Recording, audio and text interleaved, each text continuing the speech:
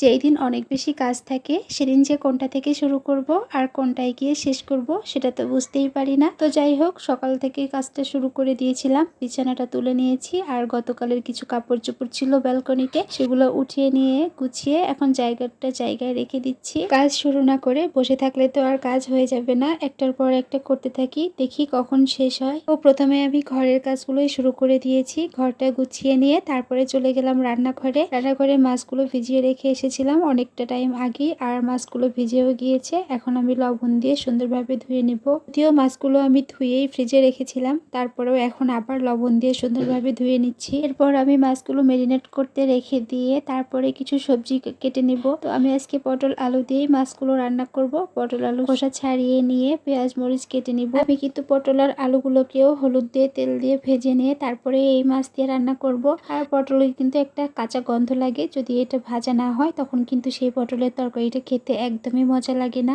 আমি সাধারণত বেশিরভাগ তরকারিগুলোই ভেজে রান্না করি, এতে যেমন টেস্ট হয় ঠিক তেমন কাঁচা গন্ধটাও থাকে না। Please ignore my voice. আমার কণ্ঠস্বরটা অনেক বাজে শোনা যাচ্ছে আমি জানি, কিন্তু কিছু করার নেই, আমার গলার অবস্থা দিন দিন আরো খারাপের দিকে চলে যাচ্ছে। যাই হোক, এদিকে কিন্তু আমি কড়াইয়ে তেল আর হলুদ দিয়ে দিয়েছি, আর তার ভেতরে কেটে রাখা পটল আর আলুগুলো দিয়ে দিচ্ছি।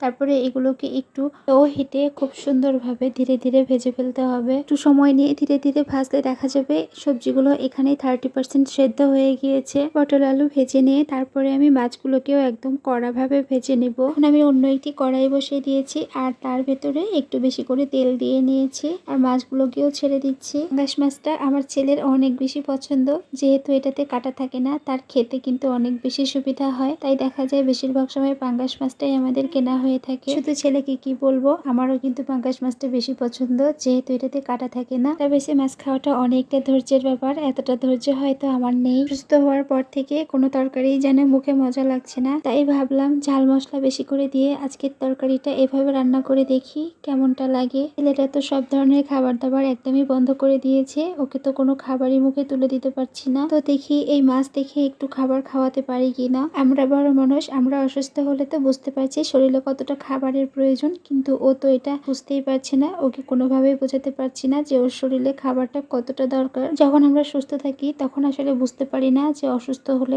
মানুষের কতটা কষ্ট হতে পারে, আর একবার অসুস্থ হলেই বোঝা যায় আসলে সুস্থতা কত বড় নিয়ম। যাই হোক, কথা বলতে বলতে কিন্তু এদিকে আমার তরকারিতে সব রকমের মশলাগুলো দেওয়া হয়ে গেল।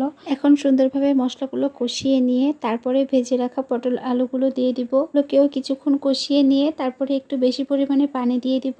বলক আসার পর মাছগুলো দিয়ে দিব। এই তো রান্না। তো আজকের ভিডিওটি এখানেই শেষ করে দিচ্ছি। ভালো থাকবেন সবাই, সুস্থ থাকবেন, আর আমাদের জন্য দোয়া করবেন। আল্লাহ হাফেজ।